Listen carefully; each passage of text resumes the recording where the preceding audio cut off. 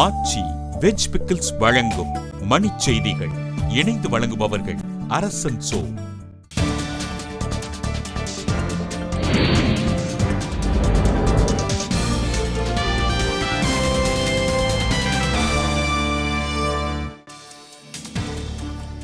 குடியரசு நாளன்று சென்னையில் 6 இடங்களில் குண்டு வெடிக்கும் என காவல் கட்டுப்பாட்டு அறைக்கு மர்ம நபர் தொலைபேசி மிரட்டல்.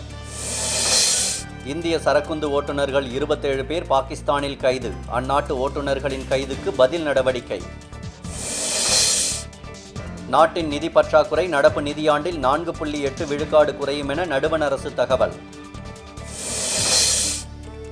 கடும் பனிமூட்டம் காரணமாக டெல்லியில் வானூர்தி மற்றும் தொடர்வண்டி சேவைகள் தாமதம்.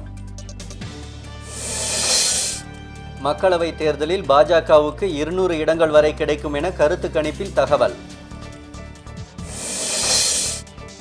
வெளி மாநிலங்களுக்கு ஆள்கடத்தலில் ஈடுபட்ட விழுப்புரத்தைச் சேர்ந்த 3 பேர் புதுச்சேரியில் கைது.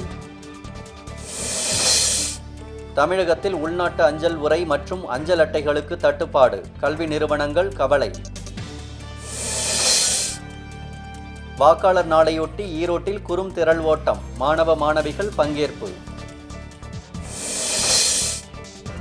அகில இந்திய கால்நடை மருத்துவ நுழைவுத் தேர்வுக்கு விண்ணப்பிக்க பிப்ரவரி 18ஆம் தேதி கடைசி நாள். சிரியாவில் இராணுவத்துக்கும் புரட்சி படையினருக்கும் இடையே நீடிக்கும் சண்டையால் பேச்சுவார்த்தையில் சிக்கல். ஆச்சி வெஜ் பிக்கிள்ஸ் வழங்கிய மணிச் செய்திகள். இணைந்து வழங்கியவர்கள் அரசன் சோ.